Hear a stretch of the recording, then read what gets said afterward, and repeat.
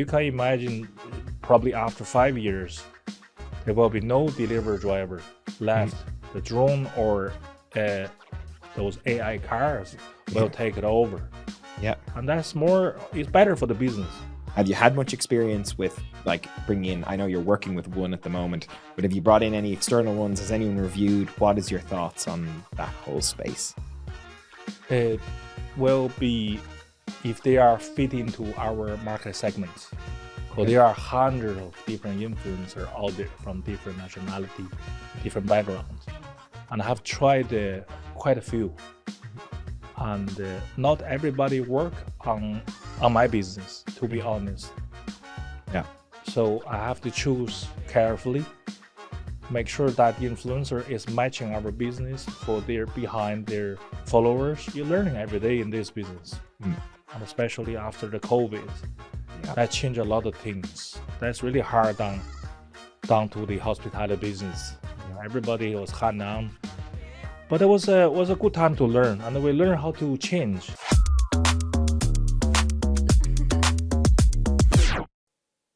Welcome to this Flipdish Takeaways podcast. Today I'm joined by Philip Chen, General Manager of Umai and Tokyo Kitchen. Philip, thank you so much for joining us. Nice to meet you today, Eza. Yeah, new digs, as you can see. We were in a new space. I know, everything looks nice and fancy. Yeah, it does. Yeah, your Friday night. First guest Friday night, exactly. Yeah, great place to be. So tell us, take us back to maybe the start of your career. Have you always been in the food industry, or where did your career start? Oh, that's a long time ago. Long time. So I'm in the business for last 23 years. Wow, okay. I start from the grounds when I come in here. Originally, I was from China. Okay. And I was coming here, start working in the restaurants. And I done a lot from Michelin-standard to food court. Wow. So in between, that was my working time. And then I went to Griffiths College, done my degree on hospitality management as a mature student. So I learned a lot there. And after that, I kind of start my own business from a food market. That was about 12 years ago till now. And then slowly I got into Tokyo Kitchen, that based in Smithfield, in the Fish building. That was the, I think it was top 3 fish supplier in Ireland as well. Wow. So that's where everything started. And then we have a second location for Tokyo Kitchen was during COVID time. I was collaborating with a local bar called the Barber's Bar over Grace Gorman. Okay. So I kind of developed that from Japanese food to a Japanese bar food. So to work along with the drinks, local students, local residents. That's the Tokyo Kitchen part. And then I was get into with my friend. He's a co-founder of Chopped. His name is Andy Chen. We share the same surname, but we are not family at all. And then we work together on the Umai project. So to kind of a new brand, still provide Japanese cuisine. And the first location is at the Dublin Town Center. That's just short after the COVID reopening time. That was good start. Start very hard. Nobody in the shopping center. We will start from zero, and then things picking up after a couple months, and it was doing well. And then we got the second location last November. Congrats. At the Blanchardstown Shopping Center. So it's been almost a year now, and the things are doing well. And we also we have a new location coming soon after this Christmas. Busy. I couldn't tell you the location yet. Oh, it's all secret. A little bit superstitious before everything happens. So, but that's what I had from day one until now to manage Umai brand and the Tokyo Kitchen. Wow. So in those 20 odd years you've been in the business, obviously the industry probably has changed quite a lot, right? In that time. from, maybe customer expectations to technology and everything. What are kind of the main changes you've seen in the last 20 years in kind of hospitality? Everything is getting more professional, in my own opinion. 20 years ago, everybody can do it. Of course, there are good guys and bad guys, but right now everybody is getting more into the food, service, all things like this, quality, consistency. I think 20 years ago, it's not as good as now. Everybody is learning, everybody is progressing, even myself. From the business, from the college, from the own business, everything is just, you're learning every day in this business. And especially after the COVID, that changed a lot of things. That's really hard down to the hospitality business.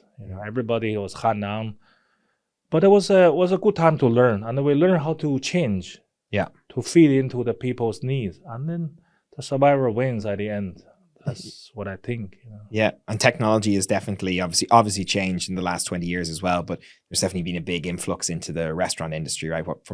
Particularly during COVID time, what people expect and how they interact with technology and how food is delivered to them has all changed as well, right? People are kind of expecting a great app or a website or maybe drone delivery. 100%. Yeah, the drone delivery, we are collaborating with them down Blanchardstown Shopping Center. With Manna. With Manna, yes. Okay, great. They're doing good things over there. That's something new. Yeah.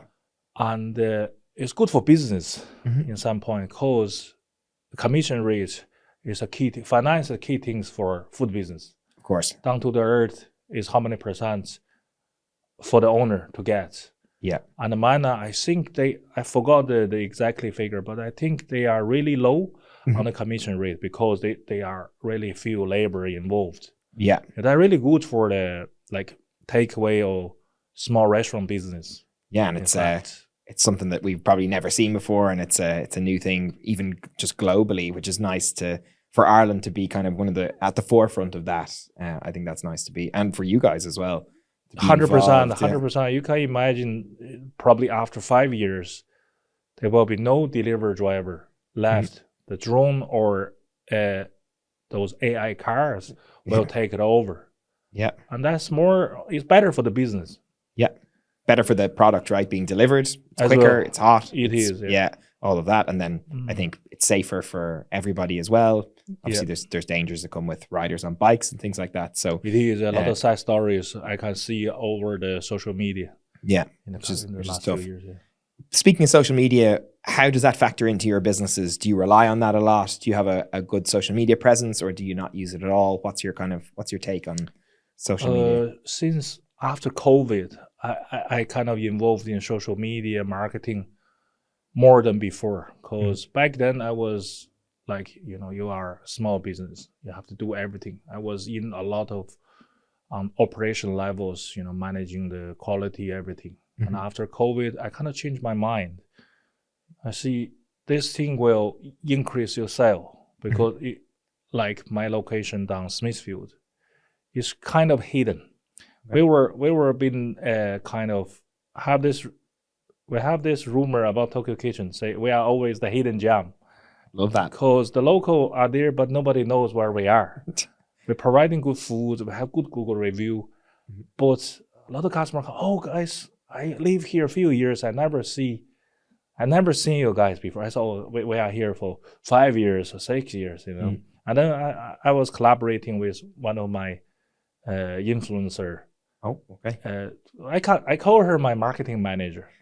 So she's helping me for Tokyo Kitchen on the marketing side, social media, Instagram, Facebook. We're doing promotions, doing different deals, and a lot of photos about food, about the stories. Being honest, after she took it over, in a year, I think our sales increased about 40%. Wow, just from kind of engaging with social media. Yes, I was shocked myself as well. Of course, there's a lot of hard work put it in from the staff side, operation side, but the social media definitely help us a lot. And are you posting regularly? Like, is it every day? Is it every week? What sort of content is going up there?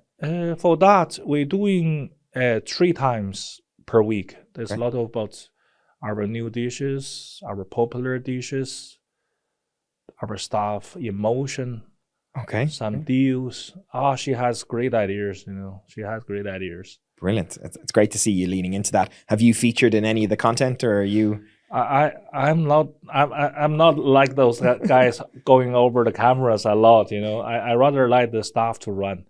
I like make the brand itself, Mhm. not my face as a brand.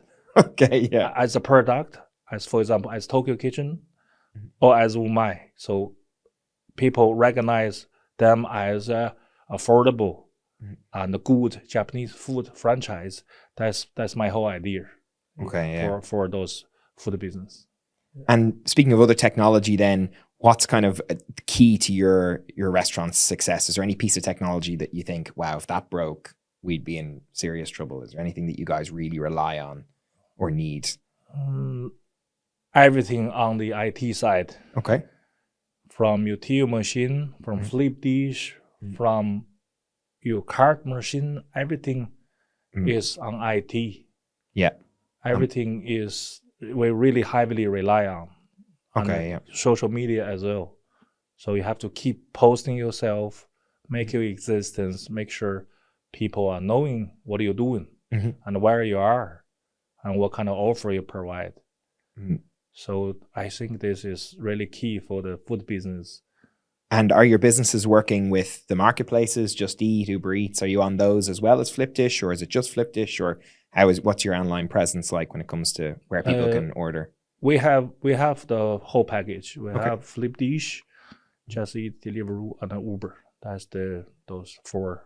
Okay. And how have you found your working relationship with them? Does it, is there one that you would lean towards more than the other? Or yeah, what is, because sometimes I hear from restaurant owners, oh, it's like, I love Just Eat, they're great. Or some say, oh, it's too expensive to be on them. You get kind of mixed. What are your kind of take on the marketplaces? For them, I think them as a business as a whole. Okay. So Yeah. we have our walk-in customers, Mhm. and we have our online customer. Online customer will be from Flipdish, Mhm. Just Eat, Deliveroo, Uber, so on. They're doing their job as Yeah. a part of the sale. So everybody making mistake. Mhm. So we cannot blame them. We just have to improve. Yeah. If the Absolutely. driver is slow, I have to tell my staff, talk to the customer service team straight away. Mhm. Any issues, we can just dealing it. That's everyday job. I Mhm. know everybody have a hard day or easy day in the office, but that's our line of job. Yeah. Any problem pop up, we have to fix straight away. Think about customer. That's it, and the customer will come back to you. Yeah. Like we had a problem at the Tokyo Kitchen 2 weeks ago. It was a bit of power issue in the building, Wow. and we have to close for 2 weeks. And we reopened, and the staff was Tuesday. Show me a order, online order, tell us welcome back Tokyo Kitchen. I was so touched in that case, you know. That's so lovely. Yeah, and our social media, she was doing a bit of post about our reopen as well, and then the guests just come back in the first day. Love that. So there's a bit of loyalty there with the brand. It People is, obviously bought in. yeah, that kick in the social media's effect on this side as well. Otherwise, nobody will know. Oh, you guys are back. Yep. That's the whole idea. Same for my brand. Like on Flipdish, I work with the salesperson a lot. They was talking to me over the phone, offer, oh, Philip, that's this deal you should do, or this kind of promotion we are running for Halloween's, for coming Christmas or New Year, or the students is back. So every kind of time counts, you know. Absolutely. That's what it is. What would you say is your biggest challenge currently in the restaurant industry? What's kind of your one thing that if you had a magic wand you could get rid of, what would that be? At the moment, currently, I think will be the overhead for the business. Okay. This business it's a hard business to do F&B. Everything come down to the figures. Yeah. Your staff costs, your food cost, your rent, your electricity bill, your gas bill, everything kind of adds up. Your marketing fee, everything. So we have to control everything in this case. you will be survived at the end. Yeah. Otherwise, the business will running into negative straight away. This is quite dangerous for the food and beverage business. I think the common misconception is if you're a business owner or you're running a restaurant, you're driving a Ferrari or a Porsche or a Lamborghini. It's not the case, right? It's a very low margin business, right? There's a huge amount of work that goes into it, and the margins aren't massive. And I think that's something that people don't always appreciate if you're outside of that world, right? 100%. You only see the price on the menu, but you didn't see the work behind it from morning until evening. There's a lot of things involved. Yeah. And the margin coming down to F&B is, I think, is quite low, to be honest. Yeah. For the net is not compared to other business, I think, And good news in the budget, right? That the VAT rate has dropped. It is. I think the coming year will be coming back down to 9%. Great. That's a big help for the business, and then we can offer the customer a little bit reduction as well on the price, Yeah.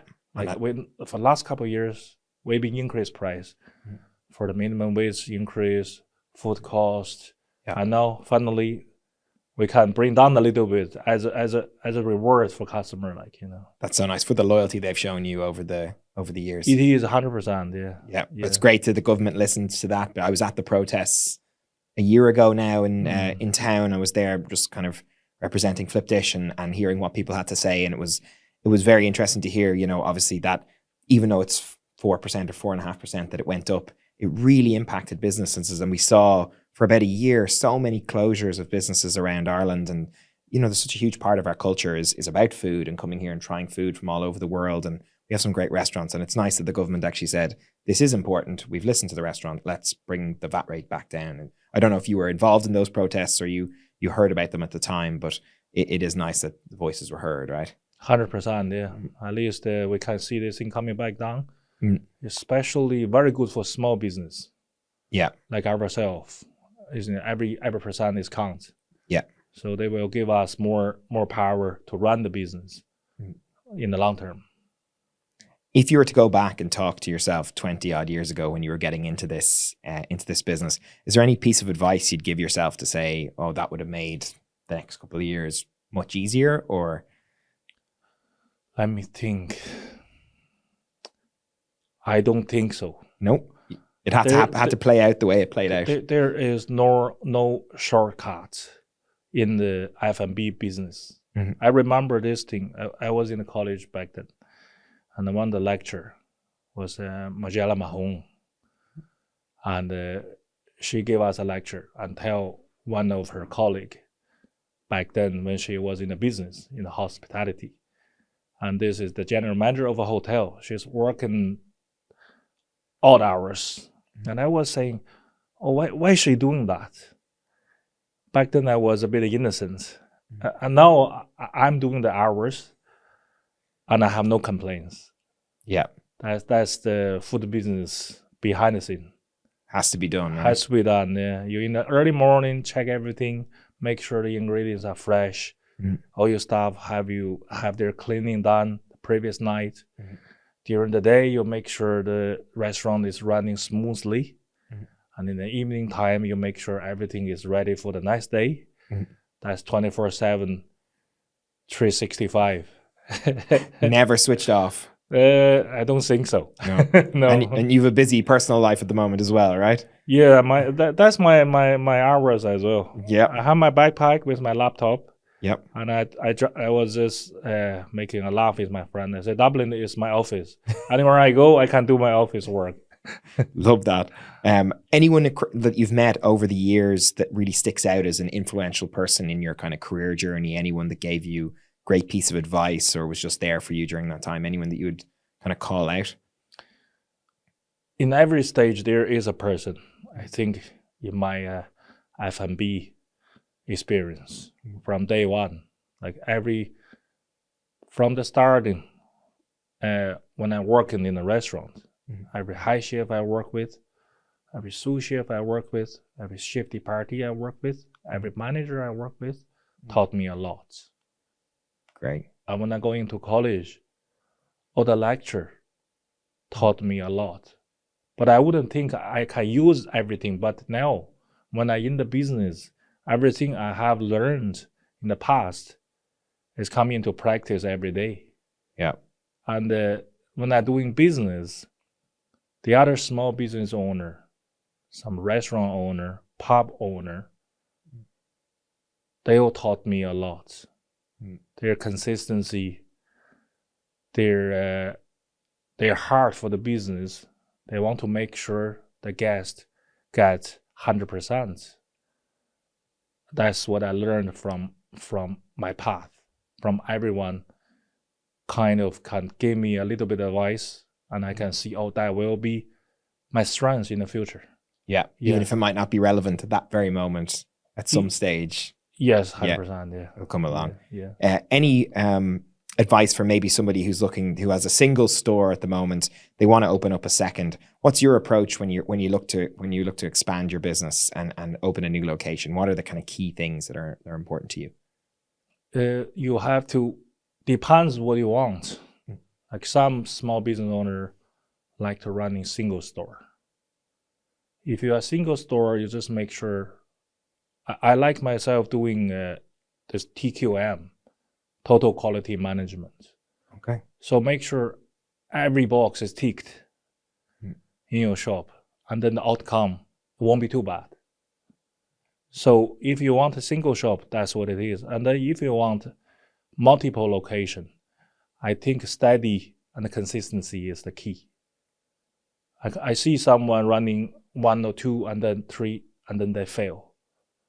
Okay, yeah. So too much too soon. It is too much too soon, yeah. Sometimes the opportunity, there are always opportunity, but you have to go in steady steps, baby steps. That's what it is. Make sure you provide consistency to your customer in this business. And that you've got everything under control for that first store, right? So like you said, quality manage, make sure that's in check before you try and do a second, right? It is, yeah. It is. What are you using to kind of stay on top of those quality? Do you use a checklist? How do you and your staff stay on top of kind of those daily tasks and ensure that quality? Is there anything, or is it all in your head? Is it just you go in and and got to check this, check that, or are you providing checklists, or how do you do that? We have a system. Okay. That's what I learned from the past. So I have the list all in my head because I'm in the business long enough, and I just walk in the place, have my daily check on the operational level, and also as a business level too. And I also have those structure in the workplace. You have your manager, you have your head chef, you have your sous chef in the structure. So everybody control their part. I couldn't do everything by myself, but the team can, and they will provide a healthy organization to run this. So everybody has a pride, everybody is working hard, and then they get their feedback. And the customer is happy, and the business is running. So everybody make a living in this case. Love that. That's my philosophy for this business. It's not only a business, it's a family as well. It's an institute. You're learning on your job. And then the organization as a whole will become better and better every day. It's great to hear. And then when you do expand into that second location, you obviously need people to run that. You can't be in every location all the time, right? When you're looking for somebody to take control of that, like what are the characteristics, and do you need to have a great working relationship with them, or are you just confident that they're going to be able to do the job, or how do you pick that person to kind of, you run my second location and they're kind of representing the brand? From my own experience, all those high chef, I've been working with them before. Okay. And I know their character, and I know what they can do.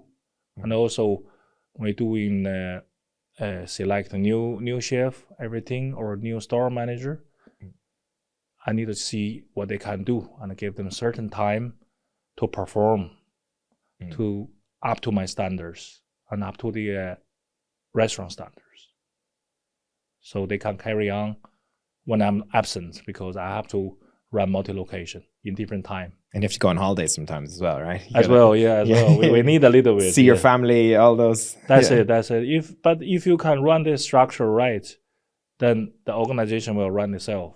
Yeah. But always needs someone over the top to overlook it. That's on the next level. Wow. Okay. So just keep it running. A lot of responsibility though handed over though as well, which must be difficult, right? Because you've obviously been so involved with the brand for so long. Must be like handing over your baby to somebody else, right? Yeah, it is. Yeah, it is. But you have to trust them. Yeah. That's actually they are doing the really great job, and I can kind of monitor this over the online review, Google review, like for Flipdish or for the other platform. They all have this section I can check daily, and I get my email in, and then I can see, oh, that's our problem. Let's fix this straight away. Love we that. Improve in the next minute. Yeah. Instant impact on that's what it is on those. Great. So can I ask you if you were, maybe if you were kind of going out to eat in Dublin, where is your favorite restaurant to go to? What is, and what makes that restaurant so excellent? It can't be one of your own, another restaurant.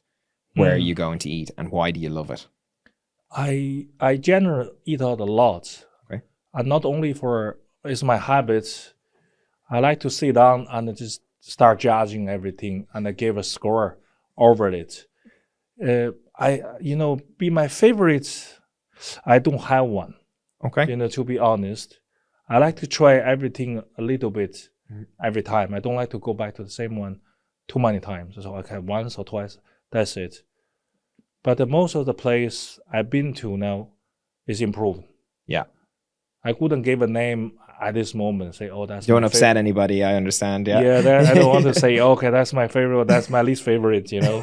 But everybody in town is doing good. Mm-hmm. Everybody on the south side or on the north side, everybody is doing their job. Yeah. And try to make everybody happy. Yeah. For this business, I respect them. I can see the hard work behind it. I know sometimes the price seems a little bit high, but when I see it, I understand. Okay, that's how much it costs, and that's how much they should charge. And I always tell my friend that too. Say, you see, that's crazy price, but that's supposed to be charged like that. Otherwise, the restaurant will be closed. Of course, yeah, and that's why they do it. Yeah. Have you seen any emerging food trends in Dublin or in Ireland over the last while of maybe new types of food that are becoming more popular or anything that you've seen from your space? For my experience, no, this recent years, there's a trend of Chinese food. They're doing authentic Chinese. Okay. It wasn't in Dublin before. Like Italian, you have, French, you have. But this Chinese trend is popping up. I have seen few restaurants on Black Rock, Monkstown, okay, or over Blanchardstown. They're doing their authentic foods. They bring the flavor from home to Ireland in different level. Amazing. Okay, that's great. That's something that I definitely. Chinese food is one of my favorite types of food, so that sounds great to hear that the authentic. Because I always wonder, am I just getting like an Irish version of this dish, and that always like upsets me. Popular spice bag. Yeah, I didn't want to say it, but yeah, I know the spice bag was invented here. I know that's not. I know that's a good invention. Yeah, it's a good invention, but yeah, I know that's just a kind of maybe something for us.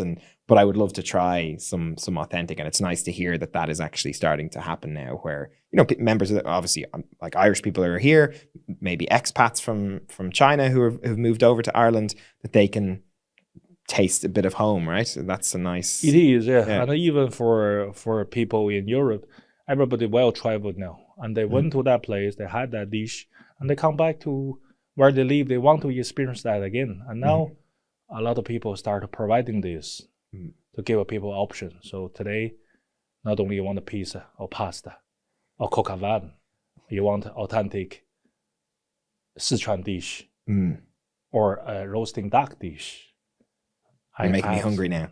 Yeah. Yeah. We can go on, have a look later on. Yeah. Send me some reviews. We'll post them in the comments. Yeah, that's fantastic. What is your, and I ask every guest this, what is your death row meal? If last meal you're ever going to eat, what are you having? Starter, main course, dessert? Let me think. That's a tough one. I'm a bit of mix myself, Yeah, it can be from anywhere. It can be different cuisine types. No, whatever. I will stick with my tomahawk steak. Oh, wow, yeah. with a bit of potatoes and a garlic butter. That'll be my favorite. Stunning. Yeah. And what are you having for a starter? Starters, I like a little bit of fish before I having my meat. Okay. So I was thinking, let me think, going through my head. Could be a cured salmon. Lovely. Nice. Yeah, with a bit of lemon and dill. Sounds Perfection. That's my starters. And for dessert, I'm not a dessert person myself, but if I let me choose, I like creme brulee. Oh, fancy. Yeah, cannot go wrong. And a couple cocktails or other drinks involved. That'll be great. If it's going to be your last one, you might as well. Yeah, get a few cocktails in as well. That's it. That's great. So we kind of talked about social media a bit. You mentioned influencers. What is obviously it's a big thing now within the industry of, bringing influencers into your restaurant, trying to get them to do reviews and things like that. Have you had much experience with like bringing in, I know you're working with one at the moment, but have you brought in any external ones? Has anyone reviewed? What is your thoughts on that whole space?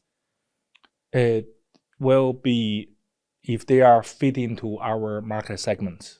Because there are hundreds of different influencers out there from different nationality, different backgrounds. And I have tried quite a few. And not everybody work on my business, to be honest. Yeah.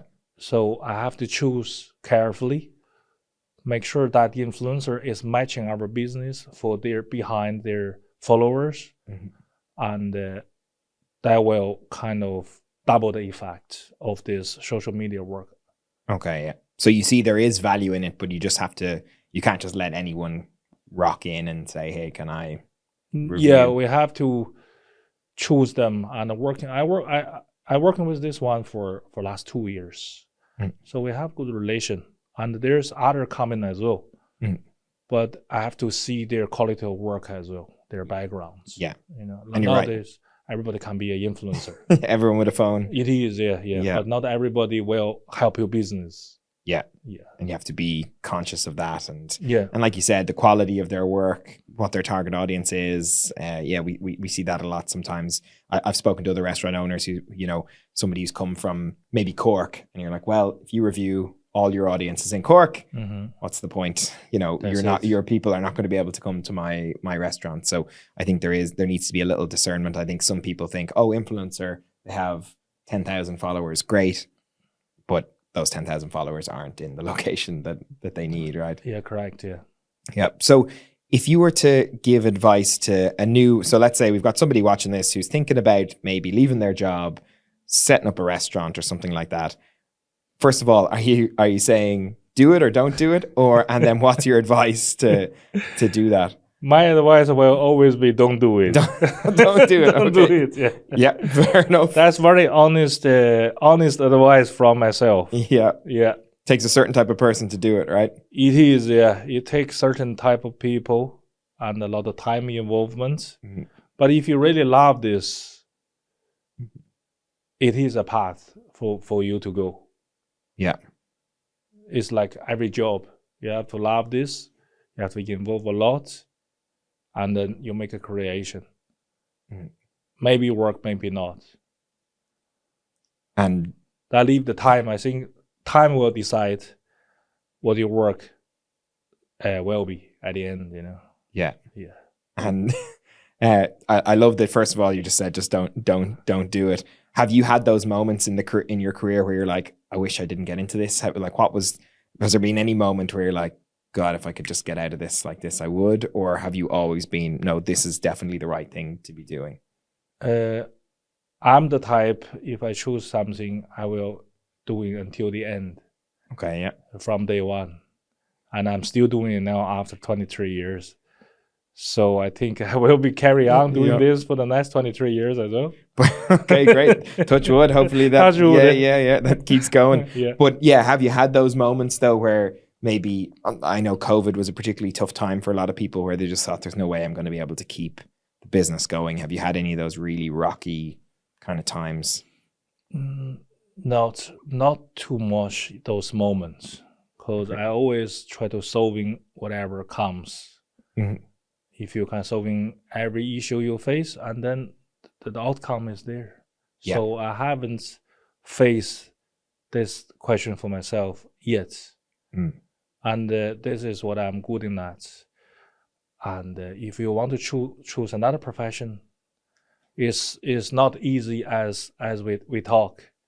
Yeah. So I just carry on doing what I'm good at. Yeah. And make a difference for hospitality in Dublin as well. As my part of job, so training new guys to give the industry more people, because we are facing a big issue for the employment after COVID. There is a big gap, and now the government doing a lot so to help the small business, to bring in people. Now we are getting a little bit better, but you still need the internal training in the industry to get the new people trained onto the job instead of they doing other things.